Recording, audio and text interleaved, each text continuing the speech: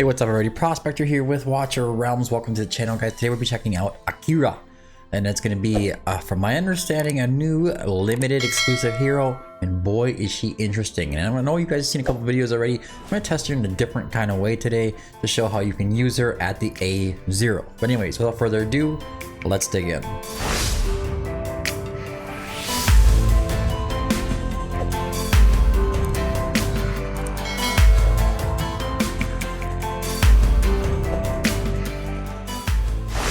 Alright, so here is Akira, the Rivet Storm Machinist. It's going to be a Piercer and Northerner faction hero. Under the North Throne faction, she can obviously go under Rivenhold, and that's probably going to be the main use case for her in Matrix, especially. Her AoE capabilities are phenomenal, and I think you've seen a couple videos out there already of her being tested in Matrix. We're going to go more over how her kit is working and how her skills are working, how the hero works on the field. Then you can kind of theory craft what you can possibly do with her besides just throwing her down in Matrix. Obviously, that's going to be one of the main use cases for her. But yes, Rivenhold is a really good lord to put her under. But that's not the only one that's a really good lord. We're going to have Yovar as well as Araka. But Yovar is going to be the big one with that big boost of 45% increased damage and a whole bunch of range, right? You get an extra tile of range that gets extended, and she already has a decent amount of range. All right, so she is a marksman. She's got piercing physical damage, okay? She's not a magic damage dealer. She kind of looks like she should be, but she is not a magic damage dealer. AoE physical attack, range boost, and anti-air. Onto the talent, immediately gains one phantom.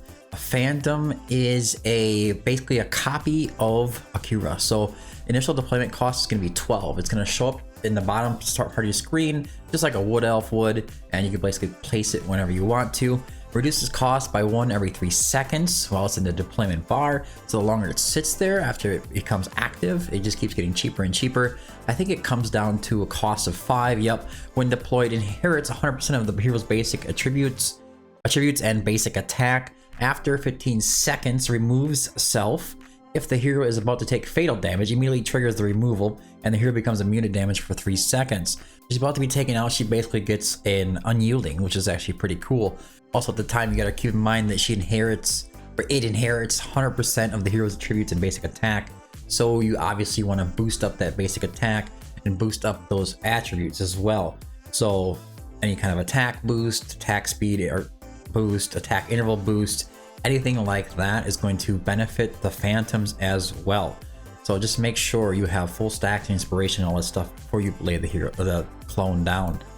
And then gains another phantom every 60 seconds. So once you use one, you can gain another phantom in 60 seconds. When the hero or phantom kills an enemy, reduces phantom's cooldown by 1 second up to a maximum of 30 seconds before gaining the next phantom. Only one phantom can exist at a time. When the phantom is deployed, increases the phantoms and the hero's attack by 15%. So it's basically, if you're going to use Akira's ultimate, you want to make sure that the phantom is being placed down at the same time. That way you get the most damage out of Akira that you can. And their damage has a 10% chance to inflict Winter's Bite on enemies for 5 seconds. During the hero's ultimate, the phantom can also trigger the Missile Barrage. Missile Barrage is right here as one of the passives. During the ultimate, continuously deals 20% damage to random enemies in range, and this damage is doubled to enemies with Winter's Bite or Freeze. The more enemies in the attack range, the higher the trigger frequency. And you can see they can both place Winter's Bite on enemies when a phantom is placed on a tile, and the Winter's Bite reduces movement speed by 25%, stacking up to 3 times, so a total of 75%, and when it reaches 3 stacks, it can inflict a freeze.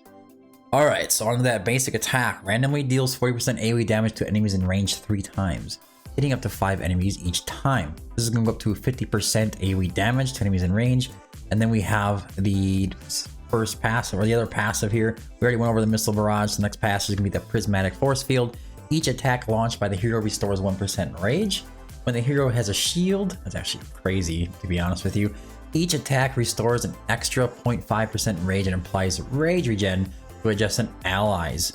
That rage regen restores 1% rage per second to the allies that are right around her. Insane. That is absolutely useful, and you will find use cases for that guaranteed. core release, especially in Matrix, right? Making sure that those heroes around don't have issues coming back with their ultimates. Core release is the ultimate. It's a manual ultimate, and it does cost 900. Start out with 500, lasts for 15 seconds. That goes down to a 700 cost. During the ultimate, reduces the hero's attack interval by 30%, up to 40%. Basic attacks have an increased damage range, can hit 3 additional targets, and their damage against enemies with Winter's Bite or Freeze increases by 100%. There's another reason to have that Phantom down, is to get those Winter's Bite and Freezes out there, and then get the increase of damage by 100%, the attack boost of 15%, making sure that that Phantom at the same time when the ultimate is released gets that attack interval reduced by 40%. Just kind of all adds up. Now we already went over the Missile Barrage. Let's go into the hero details really quickly. We have 11.2k HP, well, right around 4k attack. Defense is 597, magic res is 871, cost is 22. The cost is kind of high, but the hero is very cool, but it does make it a little bit more difficult to play. Block is 1, that doesn't really matter. Redeployment time is 60, it's pretty normal. Attack interval is 3 seconds, and then rage regen is 14, 10, and 6. Alright, so on to the awakenings. Let me move myself out of the way. Awaken level 1, when the Phantom is deployed, it immediately enters core release. Now what is core release? Well, core release is the basically the manual ultimate here, right? So let's hold on a second here. Go back to the kit here. We have core release as the ultimate. So the Phantom is going to enter the state of being in the ultimate. So the attack interval reduced by 40%, and all of the other kit that goes in there with the Winter's Bite, the freezes, and the increase of damage by 100%. So that awaken level 1 is going to be pretty essential if you want to just have an easier time with your Phantoms doing much more damage. Awaken level 2 is attack plus 300. Awaken level 3 is during the ultimate. After every 2 basic attacks, the next basic attack deals 3 additional instances of damage. Obviously, with the amount of damage that they're going to be doing during the ultimate, having 3 additional instances of damage is going to be pretty wild. Awaken level 4 is penetration plus 8%, and Awaken level 5 is Missile Barrage, deals AoE damage to up to 5 enemies at once. Now, normally Missile Barrage just randomly attacks random enemies, so in this case it's just going to be up to 5 enemies at once. The AoE damage coming from that is going to be insane, okay? Alright, let's go back to the heroes here, and I'll show you how I have her built just for the testing today. Just in a Soulbind Arcana set with Wicked Vengeance. It is very good gear. Its attack bonus, even stacked up here. A crit rate, crit damage, attack speed, flight attack, pretty much across the board. And then we have the quad rolls on the left side of Wicked Vengeance as well. And she does have herself an artifact called Mech Core. Increases AoE damage by 20% after the hero deals damage to the target inflicted with Winter's Bite or Freeze. Increases attack by 8% for 10 seconds. So now we have more attack boost as well. With this gear, full bore, looking for just nothing but attack, we're sitting here with 18.2k attack. Obviously, you're going to get another 15%, and then going up to like a 23%. It's going to make a huge difference on that base. So, well over 20k attack is very achievable, especially during play. You're just not going to see it in the statistics here on the bar here. All right, so we're going to play at A0 today. I want to go into Gear Raid 1 just to kind of show you what is happening with her kit, and then we'll go into, actually I'm going to test in Gear Raid 23 to show how she handles the AoE damage on the left side, and just kind of show some other kind of use cases for her. So stage 19, let's get her in a fight here. We're going to put her under Yovar for the increased range and the damage boost. You could, obviously, like I said, use Rivenhold instead, and that would be a very good option with the inspiration and everything else coming from him. And you can also see the shield mechanics as well. Anyways, let's get into it. We're running Diao Chen Ireless With. This is Gear Raid 1, and it's better off bringing magic damage into this, but just to see how the hero's kit works, we're going to do it this way instead, because she is a physical DPS unit. She's going to be at a massive disadvantage here going into Gear Raid 1. So just keep that in mind. We're going to go ahead and place Diao Chen, Ireless, and our Akira down. Switch into our Song of Sorrow. Yeah, Song of Sorrow. And you can see that this counted down to 5. So that's a huge difference. Now, I'm gonna, before we even get into this too far, I'm just gonna go ahead and activate her ultimate without placing down her Phantom. You can see she's hitting for right around 21k. Kind of struggling to take this first wave down. I think it will still get it, but yeah, right around 25k. So let's restart this now, so you can see the same test measures going into it. So Akira is gonna get placed down here. We're gonna put Diao Chan down here, switch her into Song of Sorrow, and then we're gonna place our Ireless, and that should help us get some healing and some damage increase. Our damage boost that comes out of her. You can see if she has it or not. I got the inspiration, attack speed plus 30, restores the 1% rage. I mean, it's pretty useful actually, even on Gear Raid 1, even if it doesn't do a ton of damage. And we got that count down to 5, so let's go ahead and activate her ultimate now and place the Phantom down at the same time. I like to activate her ultimate first though, then place the Phantom. See, now they're like way higher, 29k, 58k, as you can see in there. Yeah, a lot of 60ks. Yeah, big difference, right? Big difference having that Phantom down on the ground at the same time the ultimate is going. They kind of work with each other in synergy, and now we have about 60 seconds to get to the next Phantom before it comes out, so we have to just make do with what we have. We can go ahead and activate her ultimate now, take down these guys, and you can see she's doing quite a bit more damage now, 87k. Let's see if it builds up as we go along here. So I'm gonna put it on. Yeah, it is definitely still holding on. That attack boost is still there.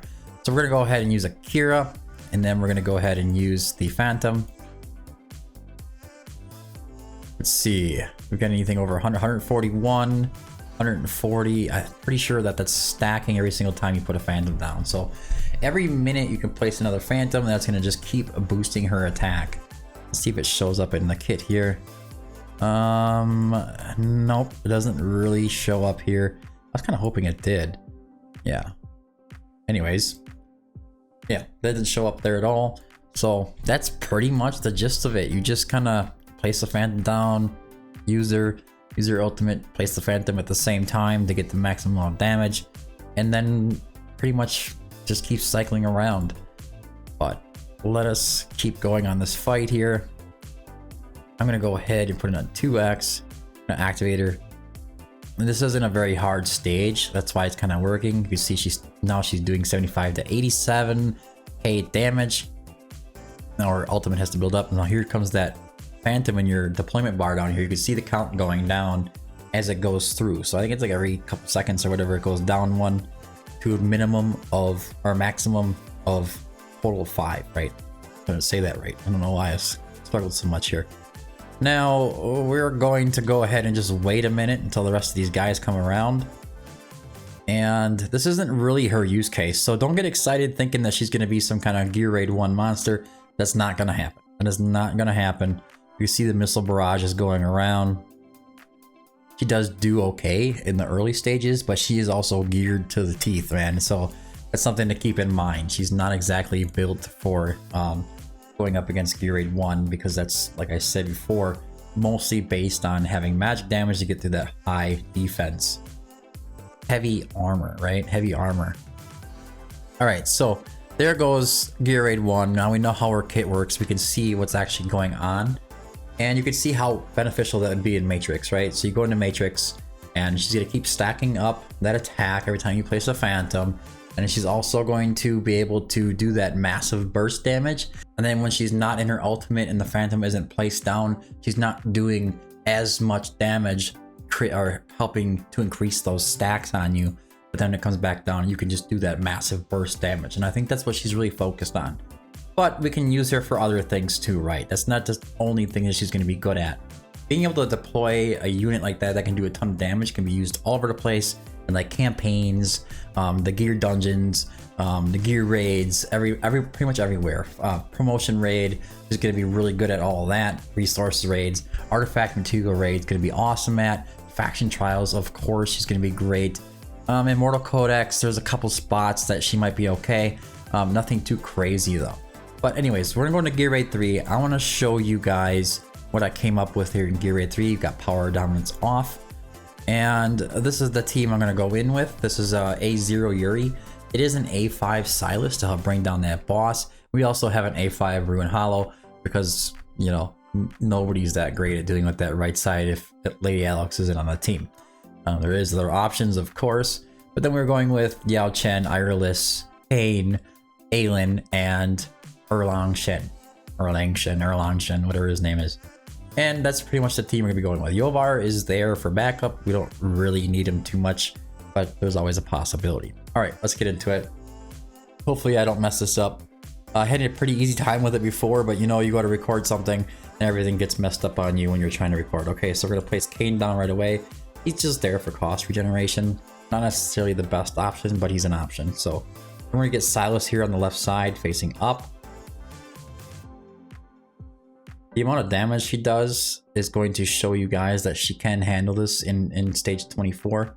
I just wanted to try to keep Lady Alex out of it and not make it too much of a pain in the butt. So here comes Yao Chen. We're gonna place her here facing up and then go ahead and activate her into Song of Sorrow, activate Yuri, and activate Silas. And then as soon as we can, we're gonna place our Ruin Hollow on the right side over here. As soon as that cost regen kicks in, go. Now the A0 Yuri will struggle a little bit to take that enemy down, but typically it does. If it doesn't, we're just gonna keep moving on. If we miss anything, that is quite possible. It's quite possible. Oh, she got it. Okay, good. Good. Way to go, Mrs. Yuri. All right, so we're not gonna place anybody yet. I think this guy over here on the right side is gonna walk by. That's fine. We're not worried about that. We know Ruin Hollow, how he is. He needs his exclusive gear and all that good stuff. We're gonna go ahead and activate Yuri. Obviously, Ruin Hollow is gonna put out that decreased defense. Don't worry, we're still okay. There we go. We can go ahead and place our Akira. And as soon as the ultimate's ready, we're gonna do the same old gig. We're gonna go ahead and activate it and then place down our clone. Right behind her, and you see she's gonna extend range over there as well. Go ahead and activate your Silas. Look at this. Easy work, guys, easy work. We're gonna get that Erlang Shen down, and we'll pick up our Kane. Not a problem, not a problem.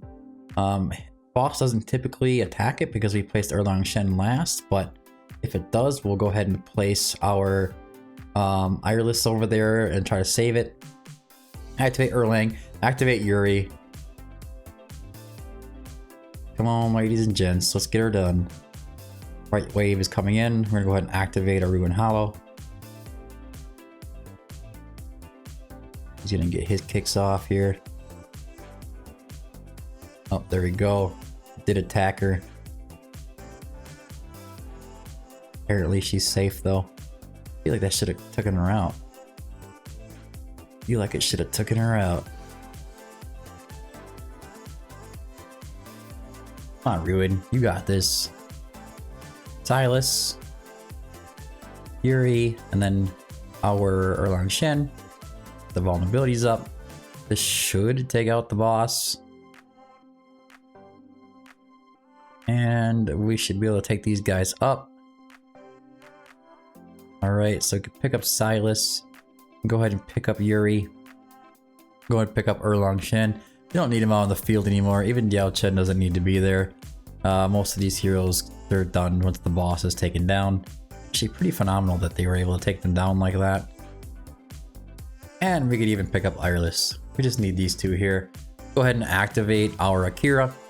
Then put her clone behind. Take care of these enemies up here. You can see Ruin Hollow puts a nice decreased defense. And then these guys are just gonna pound away at it. No problems. Well, shouldn't be. She should be able to take them out. There you go. I should just kind of work on them. We could always put down a Yovar over here like this. Or even, yeah, since we're already done that far, we can just face them up here facing up. Go ahead and activate our Ruin Hollow.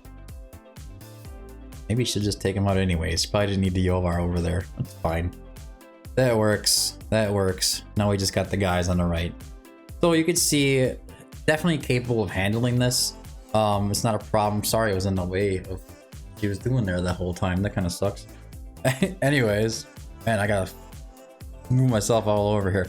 Anyways, so that's gonna be my showcase of Akira and just how strong that she is. I think that she's amazing, but she does require her phantom to be on the field and just keep cycling through that phantom over time. So the longer the fight, the better, which is good for something like Matrix, right? And it's going to be useful in a lot of places, just like here, where you can actually place that Prismark anywhere on the field and use it for extra damage off to the side where your heroes aren't really staying, or you just need something kind of temporary sitting there. But anyways, guys, that's it for today's video. I hope you found it helpful. If you did, don't forget to like and subscribe. Let me know, are you excited for Akira? I'm actually pretty pumped to have this hero. I'm going to be going for it pretty hard. Let me know in the comment section if you're going to be going for Akira or saving for something else. And as always, check out war.prospector.gg. The new website is really coming along. But anyways, I've been the Prospector. Thanks for tuning in. Until next time, keep digging.